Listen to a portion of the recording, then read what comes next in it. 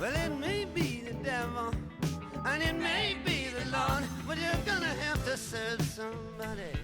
Dear viewer, I regret to inform you that Shoria's player will not be attending further Lost Mine of Phandelver sessions. However, I wish them the very best in their future endeavours. Also as well, yes, I am wearing a Hawaiian shirt in spring. Is that really of any surprise to you whatsoever? Previous session, Lost Mine of Phandelver, our characters had managed to clear out the Cromwell Castle, where we had encountered our dread nemesis, the Black Spider. We managed to get some information. We learnt that also as well that the Black Spider is not operating alone in this endeavour, that there is also perhaps someone else giving them orders by the name of Dread Tyrant. So we decide that we're going to rest up before we decide our next plan of action. Also as well, there was an additional retcon. Wanted posters of our characters except Ellie Toscobble, our halfling rogue, have crude drawings and have also been found in the castle. We took a long rest, and Shoria's having her rest. She's just leafing through a spell book when all of a sudden there is a flash of light emitting from the book, and vines and leaves and tree branches are starting to leap out of the book and grab her and pull her in. And as this is going on, the voice of Titania says, "You are needed elsewhere. You won't be needing any of that." And poof, she's gone. Book closes in on itself, vanishes into the ether, and all of the loot on her person has been left for us. And Ellie says that that's why you don't off the guards. And Beale says it must be Tuesday, and he returns to sleep. However, I am, as Garvel the Grimhammer, am a bit envious of Shoria, that she has been taken by her god to see to some other endeavours while he remains in this mortal realm. He is also rather drunk as well, so he's not entirely sure if this is happening or not. So Eliza is... as she's sleeping, she notices the space around her is growing darker. She's no longer in the castle. She senses a presence and turns to see the Black Spider. Another drow is next to her in elaborate armour, and I can't read my handwriting because I was writing this as fast as I could. This figure is replaced by an echo, but not of her. It's a very similar, but she can't exactly make out the face. The amorphous shadow flickers, disappears again into the Black Spider, and shifts once more. A cloaked figure appears once more, although she's not entirely sure of what this figure is or why it's there. Another drow appears, and disappears, and Eliza wakes up in shock. And she pops out her echo, and sees that it still looks like her. She tests its functionality, takes a breath, and thinks on why its face was different. And although she connects the dots, she doesn't really get any response from the echo. But she is filled with a sense of comfort, and one word fills her mind, which is protect. Either the echo will protect her, or she will protect the echo.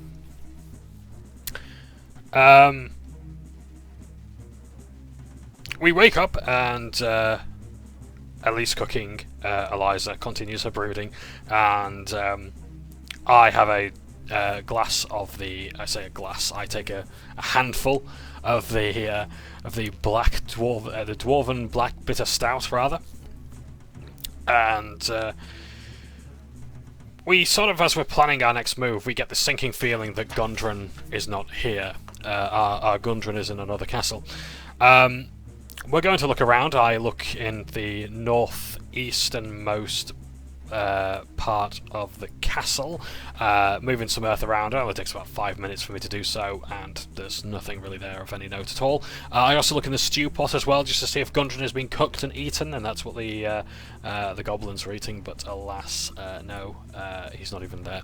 So Ellie and Emil are going to check, and with quite high rolls, 17 and 23 for Emil and Ellie respectively, Emil sees a worn-down path and a pit with an arm sticking out of it. It's humanoid, clearly. It's thicker forearms, much like himself. As this is going on, Eliza and I are taking Shoria's stuff and piling it into the sack that we had before.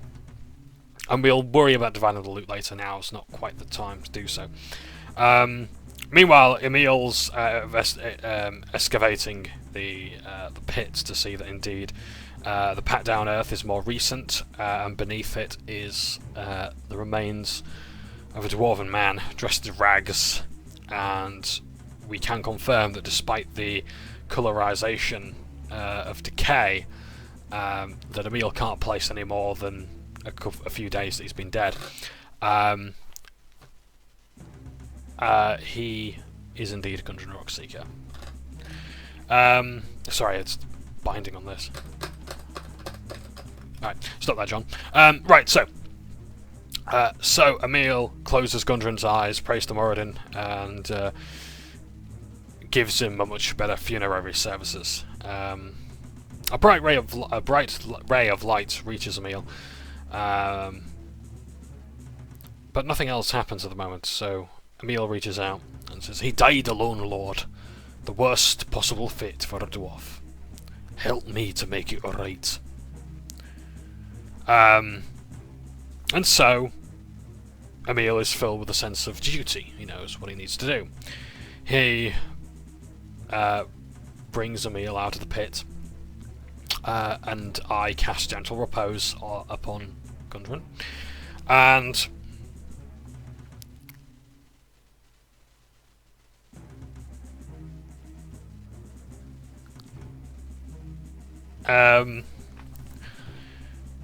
so yes, that's right, and wrap him in my blanket. That's the point. I need to buy another one. We take Gundren on the cart to the horses, and we decide that our next plan is to go straight to Phandalin. We're not going to go through the high road. We're going to go through the plains to whereabouts it says Cragmore Hideout on the map. And that is where we're going to have a quick pause. You may be a socialite with a long string of pearls, but you're gonna have to serve somebody. It takes the majority of the day for the Wild Geese, or the Wild G.E.E.E., as we are now known, the majority of the day to reach the Tribord Trail, but the sun is still up. If we wanted to go anywhere beyond Phandalin, more towards the east, towards Wyvern Tor or the Old Owl Well or anything like that, it's going to take much longer to get there. So, and we will have to sort of rest on the road. But we're deciding we're going to go to Phandalin. And just as we're nearing Phandalin, at the sort of junction towards Phandalin, we hear a commotion, but we're not quite seeing it. There is a hill that we have to overcome first. And so far, we start hearing gruff voices. There's no weapons or anything like that, no wailing or anything like that, so no one's in any particular danger that we can get so far. It just seems to be arguing. So Ellie and Eliza decide to sneak up, and they take the Bell of Silent Alarm, because Ellie was going to use bird call, bird song, to sort of signal us to go forward. But I said, no, take the Bell of Silent Alarm, it'll be more useful to you. And so she's going to say, right, when I ring this, Emil, you come along. Emil will be the target, and I'll follow in his lead. And so they are sneaking away. Ellie rolls a 26, natural 20 plus 6, and Eliza rolls an 18. And yeah, they both succeed in navigating the grass, going over the hill. And Ellie mentions something about there being raptors in the grass. There are two cloaked figures antagonizing a man on the side of the road, and they are brown cloaks. No red brands, no black cloaks, nothing to indicate that they are a faction that we have yet identified. They listen in, and one of the thugs there, that we now know is a thug, says, "Give us all you got." And one of the voices says, "I have nothing, let me be." Ellie decides to shoot her crossbow at the nearest thug to her. Rolls a 22 to hit, and she doesn't want to kill him, so she only rolls 9. So she decides to do half damage rather than 18, and she does 9 damage. And Ellie shouts out, "How about everything I've got?" And the thug yells, "Ow, my knee!" Ha ha ha ha ha ha ha ha ha. So,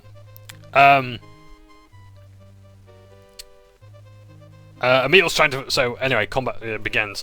Emil's trying to perceive what's going on, but he can't really see who's friendly from this distance, other than someone's being mugged. That's the only detail he can get.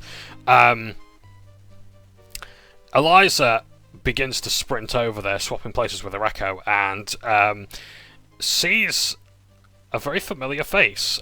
Although, granted, his hair is grown out, his beard's rather thick. Clearly, he's been in rough shape lately.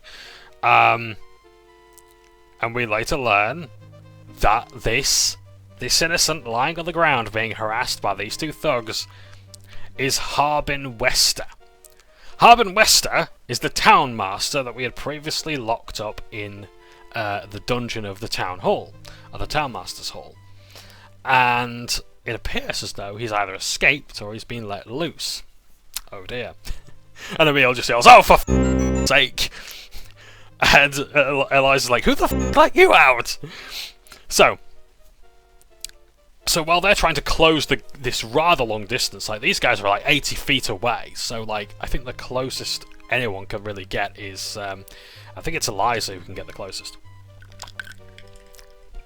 So they're trying to close the distance, and I, as Garvel, decide to stay on the cart, and I use thaumaturgy to make my voice boom 3 times as loud, and I shout to them, "Drop your weapons!"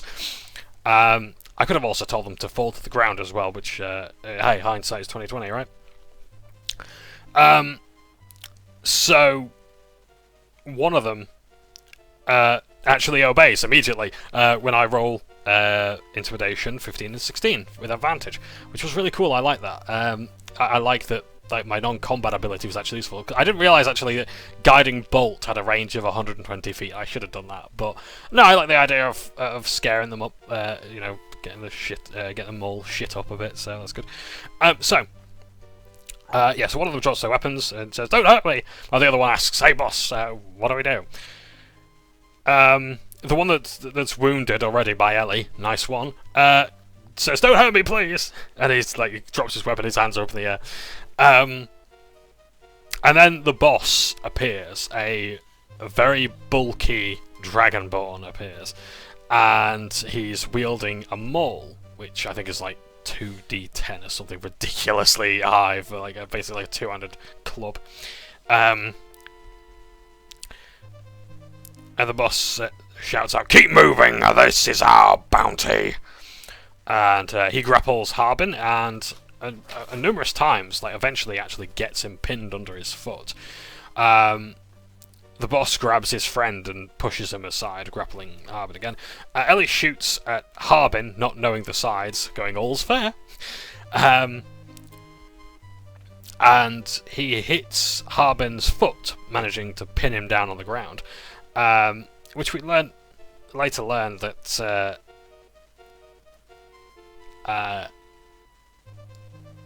which we later learn is the commoner stat block. Sorry, I got there in the end. Yeah, he's got the commoner stat block, so it doesn't really have that many hit points. So this can't have done too much damage.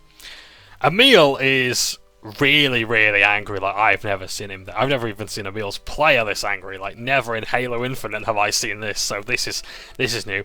But Emil says, "Having seen Harbin's face, I yell, 'The only one who kills Harbin is me!'"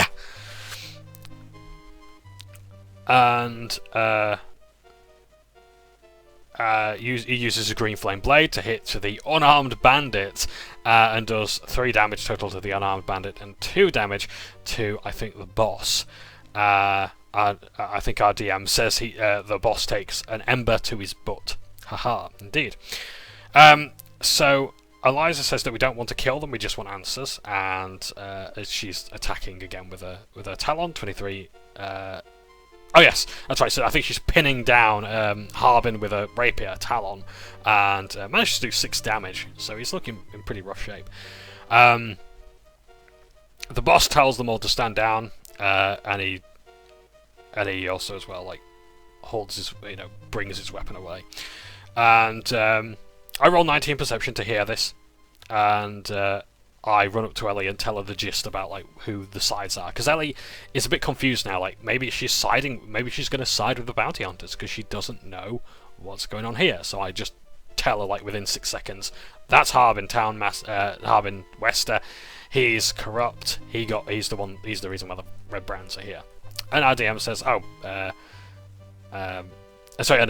Ellie says, oh right, yeah, corrupt so and so.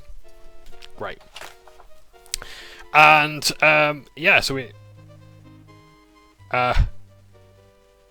so Ellie is now pointing a crossbow at this guy, putting it into his cheek, and says, "Hey, fat man, don't move, or you'll never need dancing shoes again." Great. Emil talks to the Dragonborn, and he says, "I'll stand down, but I want a word with the little princess first." And he says, "Yeah." The guy with the mole, the Dragonborn boss, says, "Don't kill him." And Emil, becoming very Oath of Vengeance here once again, very much like in Phandalin. There's a lot of things in between killing and not killing.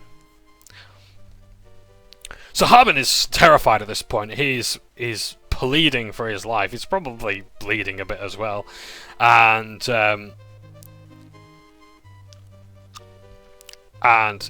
he's finding words difficult to form. He's in utter shock for his life, and probably as well, probably in physical, blood loss kind of shock as well. And Emil points to the cart with Gondran's body on, a good 80-90 feet away, and he says, "Gondran is dead because of you. Because we were messing around with the red brands. Because of you, you worthless sack of shit!" And Emil gut punches him. And he has to sit, staring now, a 1,000-yard stare.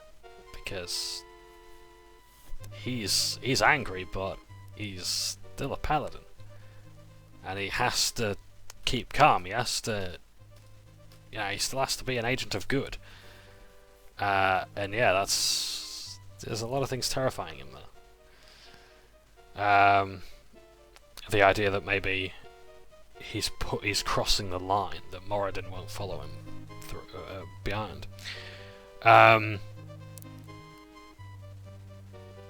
Eliza asks about the bounty, and even with a nat 1 persuasion, the boss actually just says, "Look, we just want to do things. There isn't a bounty." We ask Harbin how he got out of jail, and he was exiled. The town was sick of him. They didn't want to have to feed him. They didn't know what to do with him. They didn't really want it on their conscience that they would kill him. So they said, "Right, run to the next, leave this place and go to the next town that'll have you, because we're not going to have you." He was allowed to leave with whatever possessions he had, which are basically the clothes on his back, and I think a very small sack or pouch full of things. Yeah, that was it. Just sent on his way. No further fanfare or goodbyes. Meanwhile, I'm adding to my shopping list. Phandalin needs a new leader. We'll get around to that. So,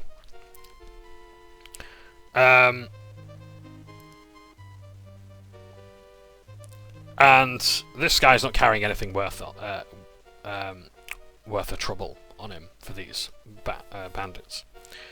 And Ellie says, "Look, he's pissed himself already. You don't want his fancy clothes." And pulls out the bolt from the town master's foot, and I think as well from the thug's leg. It says, "No hard feelings." Emil lays on hands the wounded bandit, and he says, "Thank you, I suppose." And we went in Red Brown's glass staff, the Black Hand bandits. Nothing. These guys don't know anything. But Harbin looks even more terrified when we mention the Black Hand. We let the bandits leave amicably. They're not a threat to us. They want to just carry on walking, and so they do. And I shout from the cart, "Goodbye! You're still using thaumaturgy. I'm sorry, I don't know how to turn this spell off, so my voice is really loud. Take care, friends." You know, all that sort of thing. At this point, the spell wears off, I would imagine. And Harbin says, "I didn't do anything!" Upon further interrogation, and Ellie says, "Yep, that's kind of the problem." Emil's holding down his hammer into Wester's groin, and he says, "You'll tell all." "No." We ask about the Black Cloaks, and he doesn't know what we're talking about. Warhammer pressure applied. They want a mine. Told to go to the miners' exchange. Maybe another mine that's been abandoned. And he told them as well of the dwarves, whose names we later learn are Nuntro and Therden, I believe. I'll have to check that in a bit. We don't know where the Gondrans brothers are. And Ellie's stroking Harbin's cheek with a crossbow. His cheek with a crossbow, yep. And all we know is that they're east. Emil's checking for like a third eye blinking or any sort of third eyelids moving at all. Nope. No doppelganger here. We ask as well about a town. So we ask where he's going, and he just says a town, any town. Anyone will take him. Now Emil gives him 2 rations. I think like 2 gold pieces, and lets him get off. And he knows of something else as well. There is a Black Cloak who has a strange marking on their head, a tattoo. He doesn't know what sort of iconography or symbol it was, but it seemed significant enough to mention. So, he does know one of the Thunder Tree party members there. There were Marcy and Marcus, who Eliza sort of failed to remember their names after making friends with Marcy. And one of them was Fabric Softener. So he's scared of them, but oh yes, and he was with quote, the scary woman. I think that was the person with the tattoo, I'm not sure. And we decide that we've got all the information that we can out of him. We allow him to leave. As he passes the cart, I tell him to go to Neverwinter, turn himself in, and bring the Lord's Alliance to rule this place properly. Little did I realise that law, or at least order, is coming to Phandalin in some shape or form very soon. But yeah, he says he might. He's just like nodding his head frantically and running off. So whether he'll go to this town called Laylon or Lylon nearby, we don't know. It's, I think, much closer to where he is than Neverwinter. He may get judged less harshly there, but hey, and hey, now we know of another stop, so that's good. So, while this is going on, so as Harbin is now fleeing, Ellie and Eliza are talking about torture, and at least Harbin left with both his ears. And apparently this is like a thing in Neverwinter, that people take your ears or whatever when they want to torture and interrogate you, and that's one of the key discussions as well, torture versus interrogation. Ellie talks of someone called Big Oliver, who taught her how to count, and he rounded up all the urchins to educate them, so that was nice. I also mentioned as well that had I known Ellie in Neverwinter, she would have been welcome in the temple. I wish I'd known that she was an orphan, otherwise, yeah, absolutely would have brought her to the temple and looked after her. But yeah, unfortunately, she may have been on the other side of Neverwinter, because it's a really big city, and I think it's like divided into 2 parts by a river. I think, I'm not sure. I'd have to double check the map. It just looks to me that's how I see it anyway. So yeah, it would be quite difficult to have spotted her, especially when she's a halfling all over the place. So we take a break, and then we decide that we're going to continue on to Phandalin, where there's a lot more activity since the Red Brands, and we very quickly find out why there is good reason for there to be more activity. You may be somebody's landlord. You may even hold banks, but you're gonna have to serve somebody. Ellie and Eliza want to check in on Sister Corell, while myself and Emil are going to check by Barthen and Toblin, and just see if there's anywhere we can sort of hide Gundren's body and to get it to his brothers. Unfortunately, we have a bit of trouble, but we eventually find that Barthen is willing to say, yeah, look, we've got a shed around here, you can hide the cart and the horses there. And he's quite pleased to hear that we've actually brought the horses back safe and sound, and the collateral that Sildar had paid, you know, it won't be paid back to us yet, because we can still use the horses and carts, but we're thinking about buying our own mounts and things like that. So, Ellie and Eliza, they go to the sister's house. It's dark and it's quiet and there's nobody home. They can't seem to see the sister at all. We decide to go to the inn and have a couple of drinks, and they're on the house, apparently, for all the good that we've done. But Emil insists on handing over a gold piece. We decide to rest up, and in the morning, people are starting to gather around midday. There's more people around than usual. Normally they're at the workplaces, or they're at the workplaces, so like the orchard or the farm, the woodworkers, the smiths. They could be hither and yon, basically, but now here they all seem to be congregating around the town square. And I guess as well, people were less scared of the people are less scared of the Red Brands now, because, well, they don't exist anymore, at least so we hope. That the people can now actually enjoy their lives and no longer staying inside for fear of being caught out by the Red Brands and treating it like a Wild West town. So we decided that we're going to go to Barthen's and ask the location of the Rockseeker brothers, and unfortunately he doesn't know where they are. He says that they're towards the east, as everyone else has so far, but he doesn't quite know where they are, and they haven't come to Barthen's provisions for a while. But that's not entirely out of character. So, while we're here, we're going to buy some supplies, and I tell the DM, look, I wrote a shopping list on my personal notes page, and I said that I wanted 5 rations, ink and quill. Ink is really expensive in this game. I can't believe it. Like, I bought a full ounce of it. 10 gold pieces! A quill is only 2 copper. And it doesn't have a fancy pen. That's fine, okay, a quill will do. Buy some pouches and some soaps. And I do like that our DM had told us of, like, oh yeah, actually he's got several soaps. Like, he's got peppermint and spearmint, and he's got... I asked him if he's got any Old Spice or aged herbs. And it reminds me of the Witcher advert about BO, which I may sing one day. How unfortunate for you all. B.O., B.O., nothing we do will make it go. Old Spice does not yet exist, so everyone smells quite awful. And, yeah, and also as well, Emil wants some rations, so I buy some rations for him as well. I cover them in the cost.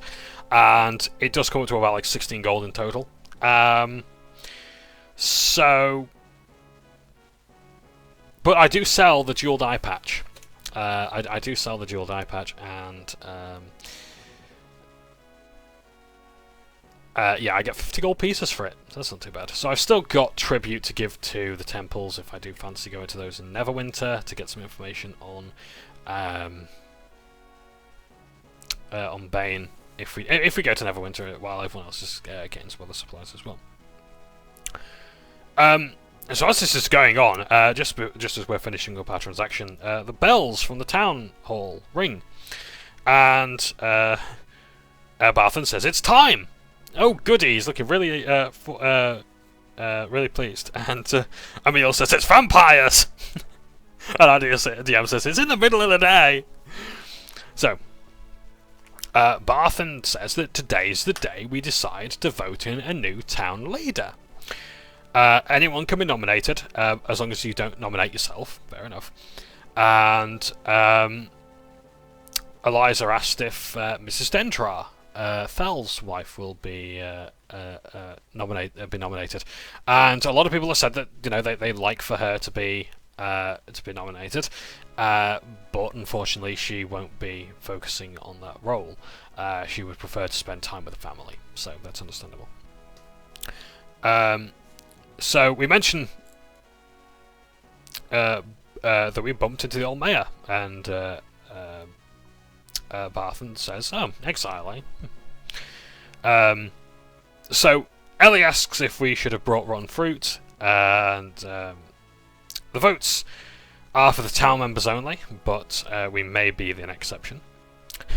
Ellie rolls a nat 20. +2 improvised weapon attack with a tomato, or I think she rolls a stone, and I think she throws a pebble in the end, and she gets it right into the bucket where the ballots are being taken. And she says, "Yay! I did a voting. I don't know what voting is, but I did it! Whoa!" So well done, Ellie. Being from having spent very little time in Neverwinter and mostly with a halfling encampment, she wouldn't really understand the concept of voting. So, or at least democracy in the sense of like a town. So. Fair enough. So, Emil's asking as well if the lady who ran Alderley Farm is in the running, because he would want to cast Compelled Duel on her for charging 50 gold pieces for a chicken that wasn't eaten by the Nothing. So we get to the town square, and we see the people voting, and Phandalin has won the genetic lottery, as Emil says. Everyone here looks... There's a lot of handsome and beautiful people in Phandalin, and I think, to be honest, our characters are the worst looking ones. And indeed, in fact, one of them, like, when I call one of these characters the Fancy Man, that should be no insult to everyone else here. They're all incredibly fancy and well-dressed and looking much better than they should for a little village. But this is what our DM had cooked up for us in a very limited time. Also, as well, there's Bodger from Bodger's portrait from one of the one-shots that we did previously. Has attended here as well, but no sign of Badger yet. Oh well. So,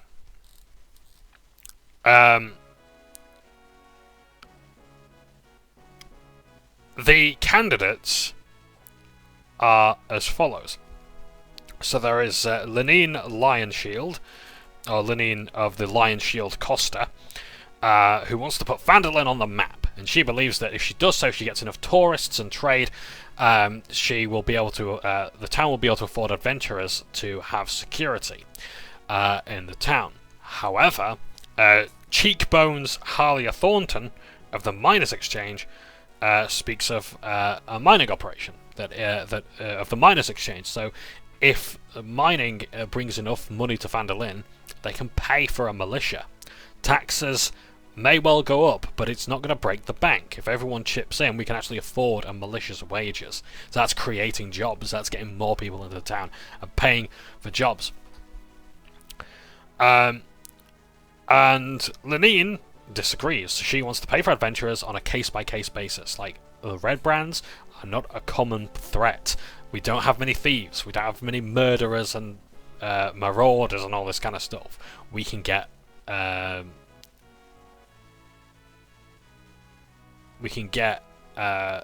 people here you know, we can get people here to look after the place. My own feeling on this is I quite like Lenine. Lenine is someone that we've dealt with before. I also talked to as well Mrs. Dendra and her family, just asked how things are. And she's going to be voting for Lenine as well, because our party is a bunch of adventurers who have helped and rescued her, so she's naturally more biased towards us. And even this Harlia Thornton woman, she actually calls out to us when Emil's asking these questions, like really, really good political questions, like just to sort of take the mick. But he's doing them very well, and our DM is doing them as best she can. Because she said she wasn't going to do a speech, and she just answered the questions that I thought honestly were just going to be hand waved or whatever. But yeah, Harlia's answering these questions that are really, really tough, and would be a curveball for any sort of politician. So well done to her for that, and sort of knowing what she wants to say and do. She's got her motives perfectly well. So she asks us about like who we are, because she doesn't recognise us, and we say we're the ones who dealt with the Red Brands, we're the Wild Geese, and everyone but me, I think, is just shouting, the Wild Geese! And Emil has to explain to someone, you see, the reason why we're called the Wild Geese, and so on and so forth. But we've lost our S, unfortunately, so we are the Wild G.E.E.E. I was thinking of, like, if we ever have another player, we need them to play someone with the letter B, so we can call ourselves the Bee Gees. Moving on, yeah, so Emil's asking about taxes and education.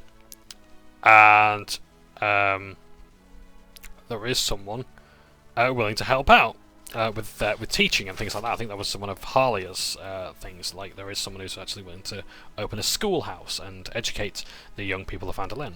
Awesome. Emil says, hooray. And Lenine believes that the visitors would pay for adventurers and all the other services that Phandalin wants to run.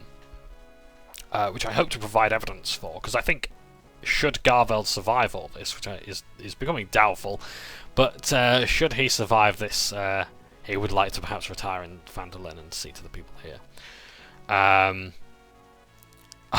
Eliza shouts at some stage, "Stop the count!" So, the Dendras are okay, yet the 30 gold that they've had is enough to allow them to focus on family. I will perhaps add in the Discord channel as well that I would like to speak to them about, perhaps if I go to Neverwinter, if I can get them work or something like that, or something like that. So, in the crowd, Eliza spots this fancy man, and she wants to know who he is and where he's from. And he speaks with a French accent, saying that he is from Waterdeep, and he's on his way to Neverwinter. His name is Tristan, and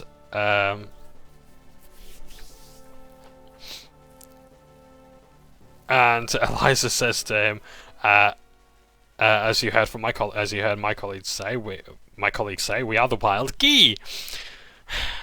He introduced himself, and he's come to see Lenine about selling some goods, but unfortunately Lenine isn't quite interested in what he has to sell. And Barthen as well has mentioned when the fancy man came to him to try and sell the stuff, it was too rich for his blood. So, what he's selling is potions! He opens up his trench coat and reveals, lined in this coat, potions, and Ellie really loves this trench coat, so she wants to steal it as soon as she can, but it would just swamp her if she tried to wear it. So Tristan, this fancy man from Waterdeep, is selling potions of all kinds, and our DM is going to give us a list before or during the next session, which I think will be 2 weeks away, because Emil's player is going to be away. Whiskey tasting. How nice. So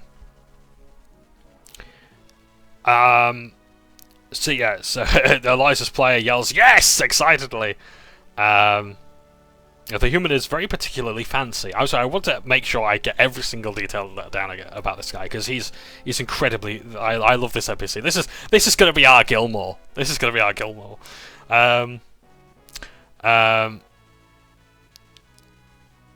And he says that we'll talk later. And I have put here on my notes as well, could I pay him to send a message to the Lord's Alliance just to say, look, get your backsides over here now. This is, you know, it's on like Donkey Kong, you know? So we can attempt, we are told, oh by the way, this is where the session ends, just about where people are now lining up to vote on either side of the table, and our DM has rolled to see if they perform particularly well, and only one of those rolls was available to us, to see who performed, who the two candidates gave the best performance. We can attempt to talk him down in price, but he may up price if we fail, so we might have to see what he's got for us. And we also as well talk about the possibility of reviving Gundren Rockseeker in Neverwinter, but that's a very expensive thing to do. And like we looked at Revivify, Raise Dead, Resurrection, True Resurrection. Not so much as well, like finding a priest who can actually do that is going to be even more rare. So yeah, you might have the resources, but you've got to be able to find someone who can do it. And I would have thought that there might be a Neverwinter, but there's all manner of stuff going on. Maybe they're taken elsewhere. Maybe they're dead. Who knows? The last person who could possibly cast that spell is long gone. So yeah, even if I can go to the temple and like sort of cover the charge, like get the charges of admin for free, I still have to actually pay for the reagents to do it and find someone to do it. So it's too late to revivify Gundren, but perhaps we could see a priest about resurrecting him. So that is essentially where the session ends. So now Phandalin is looking at voting in a new leader, so we might find out who that is at the next session. We may be going to Neverwinter. We may be seeing this fancy man Tristan. We have all the more reason to move eastwards rather than towards Thundertree. But yeah, we'll consider that. I think we've got about 2 weeks to consider this, as one of the players is going to be absent. So that's fine, fair enough. So thank you for watching. Hope your dice remain clacky, and I'm looking forward to what the next session is going to be. This is I enjoyed this session far more than the previous one, and I look forward to sharing that feedback with our DM. But yeah, it was a really good time, and yeah, I'm looking forward to seeing what other surprises the Lost Man of Phandalin has for us. So thank you very much for watching. Take care. Ta-ta.